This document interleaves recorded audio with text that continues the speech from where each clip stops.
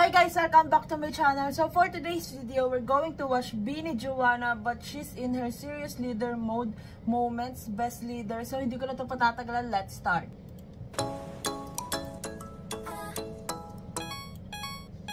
Let's go. Let's give tribute to the best leader.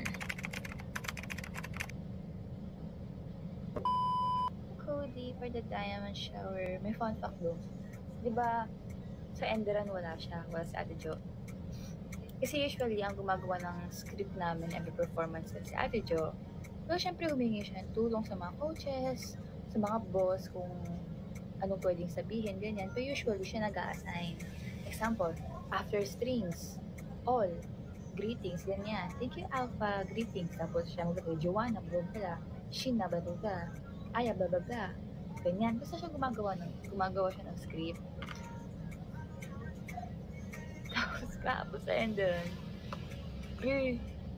sobrang ano namin, parang we're so lost without her.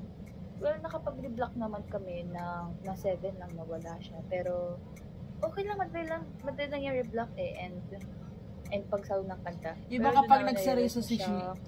We need Ate Jo, ganyan. Parang we feel so unorganized without her. So, nagtulong-tulong kami sa script, pero usually ang gumawa ng script sa Ate Aya. Sabi namin, Ate Aya, ikaw na gumawa kasi taga-Enderan ka. Yun, gumawa siya. So, taga-Enderan na naman talaga. Siya gumawa, pero syempre we helped her, ganyan. Tulong kami sa script. Gusto na na-realize, grabe, ang hirap na ginagawa ni Ate Jo every performance, pero bihira siya humingi ng tulong sa amin sa script. She usually best leader. Do the script like siguro hours before the performance, or if maraming night, dinag-show nyo lang. The day before performance. Yeah, she's so organized. Sabi sa inyo kaya siya, alam din namin yung resulta siya, pinili na leader ng management kasi she's the most organized out of all of us. Wala din siya, di ba nagkasakit siya for ilang days? Hindi na siya nagkasakit for one day, like, tagal that's why I miss her. Tagal siya nagkasakit. Kasi usually, siya rin kasi nag-i-sked ng kumo namin. Example, Monday, meron kasi namin schedule for the whole week. Pinakopy niya yun, pinipaste na yun, tapos nagsisiksik siya ng Kumu Lives. Example, Monday, Aya Colette. Kasi usually by age yan Nababago lang minsan if nakikipag-switch, like, ako palit tayo, ikaw na lang Kemi, ako na lang ganyan. So siya nag-i-schedule, ganyan. Grabe be, diba ilang days siya nawala? So ilang days kami hindi nakapag-Kumu. Parang, wala kasi nagpapaalala sa amin, walang nag-i-sked, hindi namin alam if grabe talaga yung responsibility ni Jo. Nagtapos mag-Kumu kasi siya usually nagagawa niya pa din mag-enjoy as bunso, di ba, with Sheena and Stako. Usually nag-dimension siya. At Sheena may kitakutan, at Mika Lee, kayo Kumu today, set yung time niyo, ganyan. Kaya pala.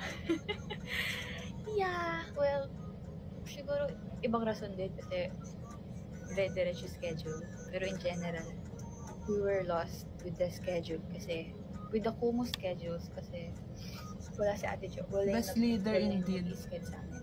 Kaya kami naka-Kumu ngayon. Kasi nagsenda siya ulit ng schedule. Kasi she's okay na. She's okay na, naka-reply na sa Twitter. Kaya kami naka-Kumu na today. Pinaalala niya yung mga hindi pa nakapag-Kumu this month. And na-realize namin na tatlo pa pala yung hindi naka-Kumu this month. I mean, hindi pa naka-Kumu kahit isang beses. Ako, si Mika, and si Stako. Yeah. So, tinanong niya kaming tatlo. Though something came up kay Stako, so ako na nag-live. Pero si Ate Maloy nag-live pa rin. Kasi may time naman. Ganun din. Yeah. Basta she sends the schedule sa amin. Kasi nga naman sa dami ang iniisip namin, parang hindi na namin kaya. Sobrang responsible talaga ni Jo. Pero kahit same kami ng ginagawa, kasi binirin naman siya. Pero nahanapan niya ng time. And ang ganda din na parang nirespeto nga siya ng mga ibang members.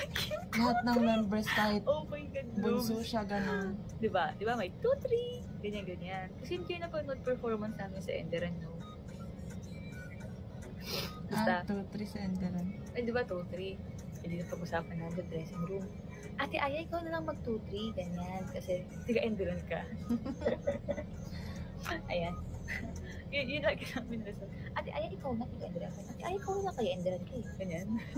Alam mo, ano sa Ate Aya, she's also kind. Especially she's my mother. Ayan. Taga-ano siya na.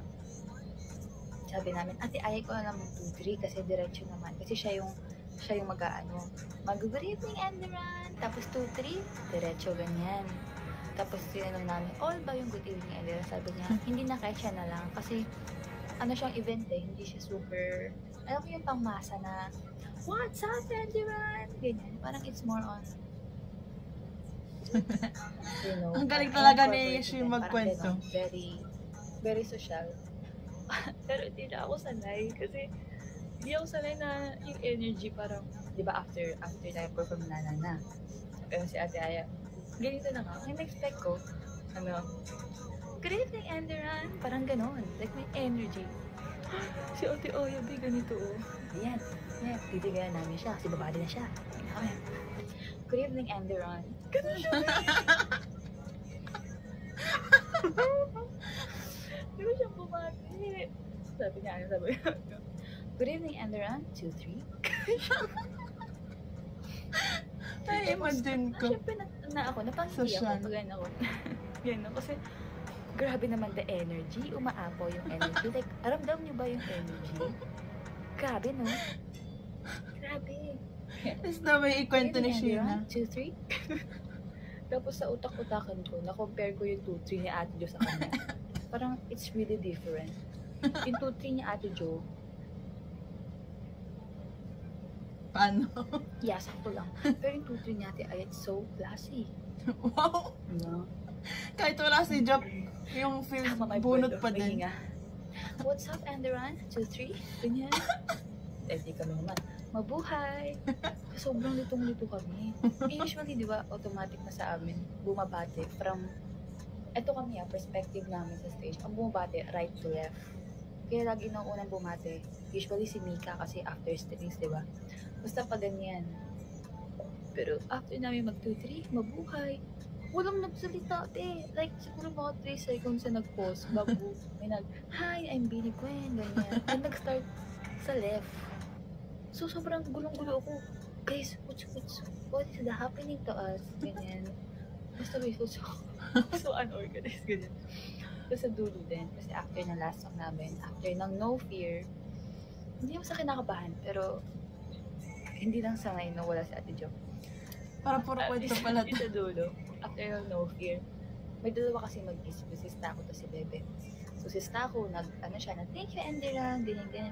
Tapos kay Bebe, and don't forget to follow us, ganyan. Napag-usapan namin na, Bebe, ikaw na lang din yung once again, we are Beanie. 2-3, thank you po. Diba si Ate Jo lagi nagagawin na, once again, we are Beanie. Tapos yun, 2-3, thank you po. Diba? Ganun kami. So sabi namin, Bebe, ikaw na ha. Ganyan. Naalala naman ni Bebe, sabi niya, again, we are, ganun siya. Like, kami, Beanie. Kru. Nalimutan. Sabi niya, 2-3, thank you po. Guys, I'm telling you, mga 3 seconds ata yun. Kasi in real life, yung 3 seconds, ang tagal. Alam mo yun? Parang, again, we are Beanie. Thank you po. Grabe, naalala lahat ni Sheila yun. Sabi ko, sorry sa baby. Hala kayo, sorry, di ako sanay, nalimot ko. Sabi niya. Ayun. Jonid ka ng girls nakalagay. Mag-absent na ang lahat, wag lang yung leader. Churot lang. Siyempre, ayoko may mag-absent. Kasi alam niyo, pansin ko, na nag-absent ako naman sa ibang performances, wala nang problema yung girls eh. Hindi din talaga pag nag-absent, may problema yung girls. Ayun lang. Yeah.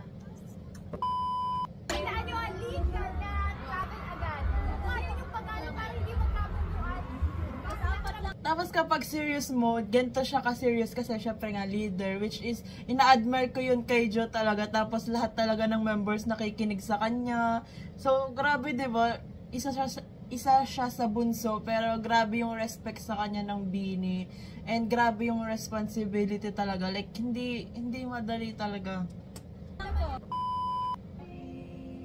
Try muna natin natin yung dono. Ano, nakikinig sila lahat. Tapos, Shopping. Okay. Try natin with cut. 5, 6, 7, go. Shopping. mas nagkakaintindihan talaga sila. Yes, presence of mind. Sana maalala ko namin lahat ng mga Iisipin mong ano siya, oldest. saan tayo titigil before 40. So, gagawin pa natin ito. Tapos Sabi ni Master Joe, sa inyo daw namin itanong paano maging leader ang isang Joanna Robles. May times na pag like need niya mag-seryoso naman si Joe. Nakikinig kami sa kanya. Pero sobrang kulit ni Joe as a leader. Maganda kasi napagitnaan siya. Tapos balance nga si Joe. Like, Para sa marunong kanya, siyang makinig as per them. Like, lahat pinapakinggan niya yung side. And magaling si Joe. Which is a good thing. Lead ng group. Alam niya, sinisan niya lahat ng Born to be a leader talaga si Joe. schedule. Kasi minsan talaga kahit ako, nakakalimutan ko talaga na, oh shocks, may ganito pala kami ngayon. Ay, ganito pala schedule namin. So, Joanna is lucky guys kung nakakalimutan namin ang As schedule. leader. Mag-send siya ng ganito tayo, hindi pa nag-send ng homework, ganito, kulang ka, ganito. Tapos si Joe, ayaw niyang napapag-usapan yung as a leader siya. Parang gano'n. Kasi parang nahihiya nga siya. So parang yung mga members niya yung nagko-compliment talaga sa kanya. Like this. Tapos yung kay Shi, gano'n. The best. The best leader. And open siya, like, pag may suggestion ka, comment ka ganyan about sa group or bae ako, of course, I can be a good leader. Eh, Girls, this one. mamaya pakilib nyo na lang lahat ng changes para wala tayong dito. May questions ba? Alam niyo na rin. Silver white boots siya kain gear lang. Saan nyo ang lead ka na travel agad? Kung ayaw yung pag-alang para hindi magkabungduan. Basta apat lang po. Busy. Ako ba driver at sa akin mo hinahanap? Lalabas ba yung sa bituka ko? Ito yung cellphone Serious ko ay mode. tumawag. Excuse me, baka magsabi ang pangalan ng mga hindi naglilinis. Huwag ako. Watch out tayo sa ways. Ano lang? Wala. It's the same. Ano? Sabihin mo na dahil ngayon. Hindi mo sa words kasi nararamdaman ko na open na si Ate Aya. Hindi naman sa mga bago yun. I care for you. Kasi wala siya sa mood bloom. Tatakot tuloy ako sa kanya. Kiss or slap? Snap. Oh my gosh, it's so nice. Pero bumawi naman si Joe dun. Tuti! Thank you! This one. Ah, ito yung 2, 3. Thank you! Tuti! Grabe. Tuti! Thank you! So, ayan, isa talaga sa ina-admire ko kay Joe talaga is yung pagiging leader niya. Kasi nga, ayun, kagaya na sinabi ko kanina, alam niyang i-balance yung pagiging leader niya and pagiging member, pagiging bunso. Sobrang amazing and talagang isa to sa hahangaan mo kay Joe. Kasi isipin mo, di ba, ayun nga, bunso siya, pero grabe yung responsibilities niya and grabe niya grabe niya i-organize yung Bini. So, kagaya na sabi ni Shi, parang nawawala sila kapag wala si Joe kasi nga grabe si Joe as a leader. Talagang best leader indeed, yun ang masasabi ko. And ayun nga, parang nakakapag-enjoy pa din siya, diba? Kasi parang parehas sila ni Shi na medyo bata pa, pero alam mo yon, nag-e-enjoy siya as a bunso, pero makikita mo din na nag-e-enjoy siya as a leader kasi parang gusto niya talaga yung ginagawa niya. So that's it for today's video guys. Thanks so much for watching. Please like and subscribe. Annyeong! Hey!